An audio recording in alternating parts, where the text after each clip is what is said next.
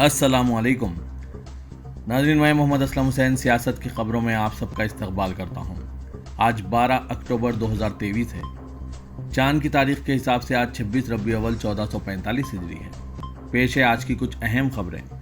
रियासत उत्तर प्रदेश के वृंदावन और मथुरा जाने वाले इजराइल से यात्रियों को अब मुकामी पुलिस और इंटेलिजेंस एहलकारों के जरिए खुफिया सिक्योरिटी कोर फराहम किया जा रहा है। सिक्योरिटी एजेंसियां इजराइल से आए लॉर्ड कृष्णा के अकीदतमंद और इनकी नकल व हरकत पर कड़ी नज़र रखे हुए हैं ताकि मशरिक़ व सतह में यहूदी कौम पर हमास के अचानक हमले के बाद शुरू हुए हालिया पेशरफ्त के बाद इनकी हिफाजत को यकीनी बनाया जा सके।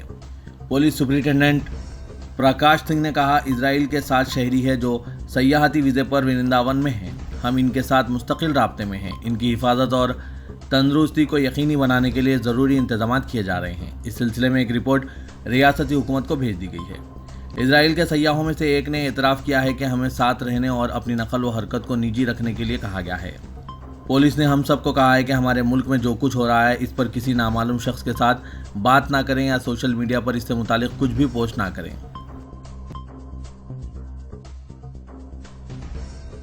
रियासत उत्तर प्रदेश के वजीर मवेशी धर्मपाल सिंह ने रियासत के तमाम आवारा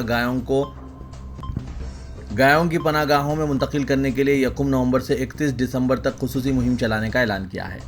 उन्होंने कहा कि लखनऊ में एक जदीद तरीन लेबॉरेटरी कायम की जा रही है ताकि मवेशियों की नस्ल को बेहतर बनाने और दूध की पैदावार को बढ़ाने के लिए गायों की ज़्यादा से ज़्यादा पैदाइश को यकीनी बनाने में मदद मिले।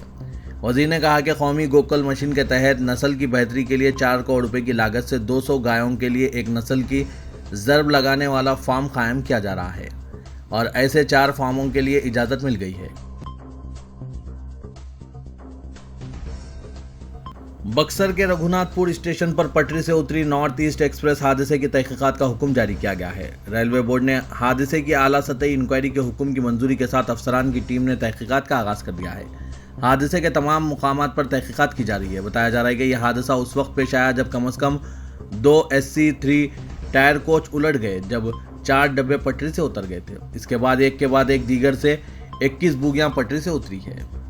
दरअसल रेलवे बोर्ड ने हादसे की वजह जानने के लिए तहकीकात का हुक्म जारी किया और हुकाम की टीम ने तहकीकात शुरू कर दी है। तहकीकात के दौरान कई मुकामात पर रेलवे ट्रैक टूटे हुए पाए गए हैं। ऐसे में पटरियों से छेड़छाड़ के इम्कान को रद्द नहीं किया जा सकता। ताहम रेलवे हुकाम फिलहाल इस पर कुछ कहने से गुरेज कर रहे हैं। वज़रे के चारशंबे की रात तकरीबन 9:30 बजे नई दिल्ली से कामाख्या आसाम जा रही 12,506 नॉर्थ ईस्ट एक्सप्रेस बक्सर जिले के रघुनाथपुर स्टेशन के करीब हादसे का शिकार हो गई। हादसे के बाद कई बोगियां पटरी से उतर गई और एक बोगी मुकम्मल तौर पर उलट गई। इसी दौरान इस हादसे में 2 बोगियां आपस में टकरा गई और बुरी तरह तबाह हो गई। इलेक्शन कमीशन ऑफ इंडिया ने राजस्थान में असेंबली इंतखाबात की तारीखें तब्दील कर दी है। रियासत में अब 23 नवंबर की जगह 25 नवंबर को वोट डाले जाएंगे। इंतखाबी कमीशन ने तारीख में की गई तब्दीली से मुतालिक वजाहत भी पेश की है और बताया कि राजस्थान में असेंबली इंतखाबात के लिए तारीखों के ऐलान के बाद कई सियासी पार्टियों और समाजी तंजीमों ने पोलिंग की तारीख तब्दील करने की अपील की थी। इनका कहना था कि 23 नवंबर को पूरी रियासत में बड़े पैमाने पर शादियां और समाजी तकारीब मुनक्किद की गई है। इस अपील को पेश नज़र रखते हुए इंतखाबी कमीशन ने वोटिंग के लिए नई तारीख 25 नवंबर मुकर्रर की है। इलेक्शन कमीशन ने राजस्थान में वोटिंग के लिए तय की गई तारीख के साथ साथ इससे जुड़ी दूसरी तारीखों में भी तब्दीलियों का ऐलान किया है। नए इंतखाबी शेड्यूल के मुताबिक 30 अक्टूबर को नोटिफिकेशन जारी होगा जबकि 6 नवंबर तक पर्चा नामजदगी दाखिल किया जा सकेगा। पर्चों की जांच 7 नवंबर को होगी और 9 नवंबर तक नाम वापस लिए जा सकेंगे। 25 नवंबर को वोट डाले जाएंगे जबकि नतायज का ऐलान 3 दिसंबर को दीगर रियासतों के असेंबली इंतखाबात के नतायज के साथ होगा। आज़ाद मीडिया पोर्टल न्यूज़ क्लिक के खिलाफ अब CBI ने तफ्तीश का आगाज करते हुए पोर्टल के बानी और मुदीर आला परवीर प्रकाशत के खिलाफ FIR दर्ज कर ली है। CBI ने जो शिकायत दर्ज की है वो गैर मुल्की फंडिंग मामले में है, यानी FCRA की खिलाफ वर्जियों का मामले में परवीर के खिलाफ केस दर्ज किया गया है। तफ्तीशी एजेंसी ने इस मामले में केस दर्ज करने के फौरन बाद इनके मकान पर छापा भी मारा और कई अहम दस्तावेजात जब्त करने का दावा किया है। अपनी FIR में CBI ने परवीर प्रकाशत के अलावा जैसन फिचर और अमेरिकी करोड़पति नियोल राय सिंघम को भी मुलजिम बनाया है। वज़रे के दिल्ली पुलिस ने न्यूज़ क्लिक के बानी प्रवीर और HR हेड अमित चक्रवर्ती को UAPA की सख्त दफात के तहत गिरफ्तार कर लिया है, जबकि अब CBI ने न्यूज़ क्लिक पर गैर मुल्की फंडिंग के कानून की खिलाफ वर्जी का इल्जाम आयद किया है। बिल्किस बानो के मुजरिमों की रिहाई के खिलाफ दाखिल की गई पिटीशन पर सुप्रीम कोर्ट में की गई समाअत में बिल्किस की वकील शोभा गुप्ता ने अदालत से अपील की कि बिल्किस के मुजरिमों को दोबारा जेल भेजा जाए। उन्होंने जस्टिस नागारत्ना और जस्टिस भोयान की बेंच के सामने अपनी दलीलें पेश करते हुए कहा कि जिन बुनियादों पर बिल्किस के मुजरिमों को राहत दी गई है वो बहुत कमज़ोर हैं, बल्कि सुप्रीम कोर्ट ने जो ज़वाबित तय किए हैं इनकी भी खिलाफ वर्जी की गई है। एडवोकेट शोभा गुप्ता ने मजीद कहा कि सुप्रीम कोर्ट ने जो पॉलिसी तय की है इसके मुताबिक देखा जाए तो इन मुजरिमों को राहत मिलनी नहीं चाहिए, क्योंकि इनका जुर्म इंतहाई संगीन से भी ज़्यादा संगीन के ज़ुमरे में आता है। अदालत ने दलाइल सुनने के बाद मामले की समाअत मुलतवी कर दी। दिल्ली के वज़ीर-ए-आला अरविंद केजरीवाल ने दिल्ली के ओखला से आम आदमी पार्टी के रुकन असेंबली अमानतुल्लाह खान, जिनके खिलाफ गुज़िश्ता रोज़ ही ईडी ने छापे मारे हैं, इनसे मुलाकात की। मुलाकात के बाद उन्होंने वज़ीर-ए-आज़म मोदी पर शदीद तनकीद की। केजरीवाल ने कहा कि तमाम फाइलों की जांच हुई थी, एक पैसे का भी घोटाला नहीं निकला। 2 साल से हमारे सीनियर लीडरों को गिरफ्तार किया जा रहा है। मनीष सिसोदिया के खिलाफ सबूत नहीं मिले और अब भी किसी के खिलाफ कोई सबूत नहीं है, लेकिन हमें परेशान किया जा रहा है। केजरीवाल ने इल्ज़ाम लगाया कि वज़ीर-ए-आज़म नरेंद्र मोदी और बीजेपी आम आदमी पार्टी को ख़त्म करना चाहती है। केजरीवाल ने मजीद कहा कि आम आदमी पार्टी के लीडरों के खिलाफ फर्जी मुकदमे चल रहे हैं। मोदी जी ने मुल्क का माहौल ख़राब कर दिया है। हर कोई इनसे खौफजदा है, जबकि वो आम आदमी पार्टी से खौफजदा हैं। मजलूम फ़लस्तीनियों की हिमायत में रियासत महाराष्ट्र में जुम्मे को यौम दुआ मनाया जाएगा। इस ताल्लुक से सुन्नी जमीयतुल उलमा और रज़ा एकेडमी की जानिब से बिलाल मस्जिद के दफ्तर में बुलाई गई उलमा और आइमा की मीटिंग में ये ऐलान किया गया। इस मौके पर फ़लस्तीन के संगीन हालात, अंबिया अलैहिस्सलाम की आरामगाह, जालिम इसराइल की हठधर्मी और वहशियाना बमबारी के ताल्लुक से बातचीत की गई। मौलाना सैयद मोइनुद्दीन अशरफ उर्फ मोइन मियाँ ने मीटिंग की सदारत करते हुए कहा कि जंगबंदी के लिए बरोज़ जुम्मा यौम दुआ मनाएं और जुम्मे के दिन इनफरादी और इज्तिमाई दुआओं का एहतराम करके मौला फ़लस्तीनियों पर रहम फरमा, इनकी मदद फरमा और आलम इस्लाम की पूरी हिफाजत और नुसरत फरमा।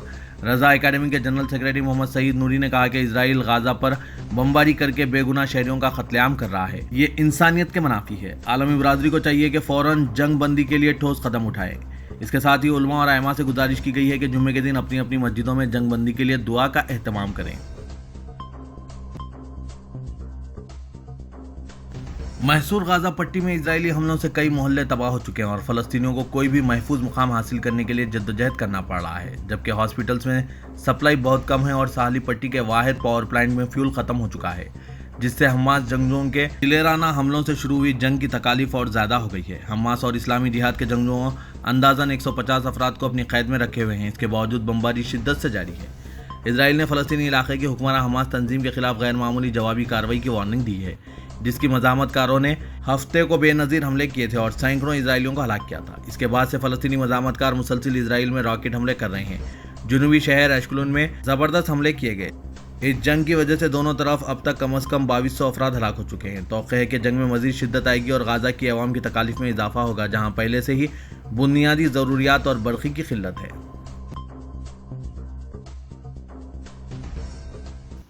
तेलंगाना में असेंबली इंतखाबात में मुस्लिम वोटों से महरूमी का खौफ वज़ीर-ए-आला तेलंगाना के चंद्रशेखर राव के लिए उलझन बन चुका है।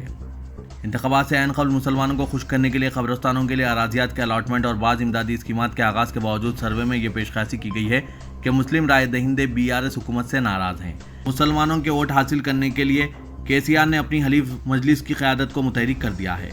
मजलिसी क़यादत जो खुलेआम BRS की तायद का ऐलान कर चुकी है, इसने मुसलमानों के वोट दिलाने का बेड़ा भी उठाया है। इसी मकसद से सदर मजलिस असदुद्दीन अवैसी मजहबी जमातों के जिम्मेदारों से मुलाकात करते हुए इन्हें BRS के हक़ में तायद के लिए राज़ी करने की कोशिश कर रहे हैं। सदर मजलिस असदुद्दीन अवैसी ने कल जमात इस्लामी हिंद के रियासती कायदीन से इनके दफ्तर पहुंचकर मुलाकात की और तकरीबन 3 घंटे तक तेलंगाना की सियासी सूरत हाल और इंतखाबी पस मंज़र पर बात की। जमात इस्लामी की रियासती क़यादत में तब्दीली के बाद से सदर मजलिस की यह पहली मुलाकात थी। ज़ोहराने पर हैदराबादी बिरयानी के साथ ज़ियाफ़त में हुई इस मुलाकात में असदुद्दीन अवैसी को मजलिसी उम्मीदवारों के हक़ में तायद का वादा हासिल करने में कामयाबी मिली। ताहम BRS की तायद के मसले पर जमात इस्लामी की नई क़यादत ने किसी तयक़ुन से गुरेज किया, क्योंकि ताज़ा तरीन रुझान के पेश नज़र जमात इस्लामी की क़यादत कांग्रेस की तायद पर गौर कर रही है। बावसूख राय के मुताबिक असदुद्दीन अवैसी ने मुख्तलिफ सर्वे रिपोर्ट्स का हवाला देते हुए दावा किया कि KCR सादा अक्सरियत के साथ दोबारा बरसर इख्तिदार आएंगे। इनका कहना था कि कांग्रेस की मकबूलियत में इजाफा ज़रूर हुआ, लेकिन वो बरसर इख्तिदार आने के मौक़िफ़ में नहीं है।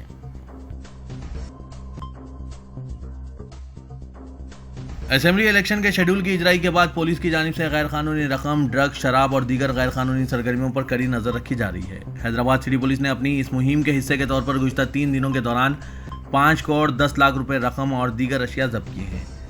पुलिस ने पीर की दोपहर से आज तक 5 करोड़ 10 लाख रकम 7 किलो सोना, 11 किलो चांदी, 2 किलो गांजा, 13 मोबाइल फोन्स और 110 लीटर शराब जब्त की है। मुकामी पुलिस, फ्लाइंग स्क्वाड टीमें, कमिश्नर टास्क फोर्स और दीगर विंग्स 24 घंटे काम कर रहे हैं। कमिश्नर पुलिस ने अवाम से इस सिलसिले में ताउन की दरख्वास्त की है। तेलंगाना असेंबली इंतखाबात के शेड्यूल जारी होने के अंदरून 2 दिन इलेक्शन कमीशन ऑफ इंडिया ने रियासत से वाबस्ता IPS ओहदेदारों, जिला कलेक्टर्स और सुपरिटेंडेंट ऑफ पुलिस के तबादलों के अहकाम जारी किए हैं। इलेक्शन कमीशन ने चारशंबे की शाम अपने अहकाम में police commissioner Hyderabad CV Anand, commissioner police Warangal AV Ranganathan, commissioner police Nizamabad V Satyanarayana का फौरी तौर पर तबादला करने का हुक्म दिया है, जबकि superintendents of police SPM Ramana Kumar Sangareddy, B Srinivas Reddy, Kamareddy, A Bhaskar Jagtial, K Narasimha Muhimnagar, K Manohar Nagarkurnool, K सरोजना जोगालंबा Garhwal, Chandra Mohan Mahabubabad, N Venkateswarlu Narayanpet, P Karunakar Jaishankar Bhupalpally और सूर्यापेट के SP राजेंद्र प्रसाद का तबादला कर दिया गया। 4 अजला के कलेक्टर्स का भी तबादला करने इलेक्शन कमीशन ऑफ इंडिया ने अहकाम जारी किए हैं, जिनमें S हरीश रंगारेड्डी, D उमय कुमार मेरचल मलकाजगिरी, विजय कृष्णा रेड्डी यादाद्री भोंगिर और निर्मल के वरुण रेड्डी शामिल हैं। इलेक्शन कमीशन ऑफ इंडिया ने रियासती हुकूमत को यह हुक्म दिया है कि हैदराबाद के नए पुलिस कमिश्नर के तकर्रुर के लिए 4 सीनियर IPS ऑफिसर पर मुश्तमिल नामों का पैनल रवाना करें। तबादला होने वाले ओहदेदारों को अपने ओहदे की जिम्मेदारी फौरी मातहत के हवाले करने की हिदायत दी गई है। दौलत, शराब, नफरत और खौफ के माहौल से पाक मुनसिफाना इंतखाबात की कोशिशों में मसरूफ रियासती पुलिस को अब एक नई मुश्किल का सामना करना पड़ेगा। चूँकि गौ रक्षा दल ने इंतखाबात के पेश नज़र एक नए अंदाज में अपनी मुहिम का आगाज़ कर दिया है और गाँव का नारा दोबारा बुलंद कर दिया है। जो गाँव को बचाएगा हम इसको लाएंगे का नारा बुलंद करते हुए मुहिम का अमलन आगाज़ किया गया है। आमतौर पर गौ रक्षक ईद उल अजहा के मौके पर सरगर्म होते हैं, लेकिन असेंबली इंतखाबात से कबल इनकी सरगर्मियाँ तशवीश का बाज़ बन गई है।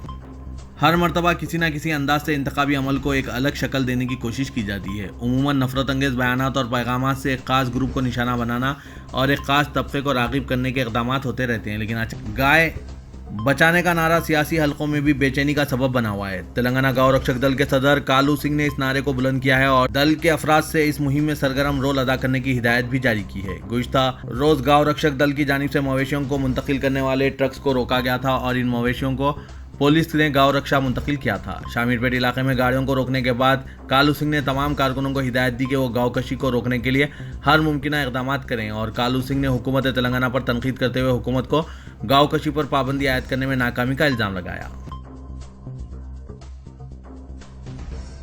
रुकन पार्लियामेंट हैदराबाद और सदर मजलिस असदुद्दीन अवैसी ने तेलंगाना के असेंबली इंतखाबात के सिलसिले में आइंदा 1.5 माह की सूरत हाल पर एक तबसरा किया है। असदुद्दीन अवैसी ने आज सोशल मीडिया प्लेटफॉर्म X पर अपने एक पोस्ट में कहा कि आइंदा 1.5 माह के दौरान रियासत की इंतखाबी सूरत हाल कुछ इस तरह होगी। कांग्रेस की जानिब से मजलिस को बी टीम कहा जाएगा, जबकि भारतीय जनता पार्टी BJP की जानिब से सिर्फ ओवैसी की रट लगाई जाएगी। हकीकत यह है कि तेलंगाना की आवाम सिर्फ तरक्की पर अपनी तवज्जो मरकूज करें, ना कि कांग्रेस और BJP के बातों पर।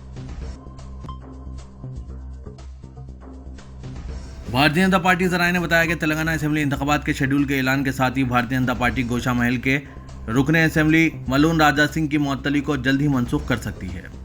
मुतनाज़ा MLA को गुज़िश्ता साल अगस्त में पैगम्बर इस्लाम सल्लल्लाहु अलैहि वसल्लम के खिलाफ तौहीन आमेज़ बयानात देने पर गिरफ्तार करने के बाद मुअत्तल कर दिया गया था।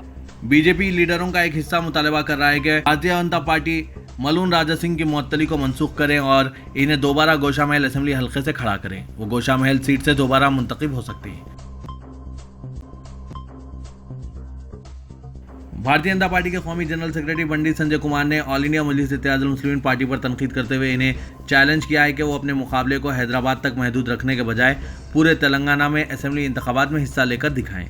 अगर MIM अक़लियतों की तरक्की के लिए काम करती है, अगर आप पुराने शहर की तरक्की के लिए काम करते हैं, अगर आप इंसान हैं और अगर आप में हिम्मत है तो पूरे तेलंगाना में मुकाबला कर दिखाएं। अब हैदराबाद से बाहर क्यों नहीं आ रहे हैं? पंडित संजय कुमार ने मीडिया से बात करते हुए असदुद्दीन अवैसी से मुतालबा किया और इन्हें चैलेंज किया कि वो अपनी पार्टी को तेलंगाना के हर हलके में इंतखाबात लड़ने के लिए उतार कर दिखाएं।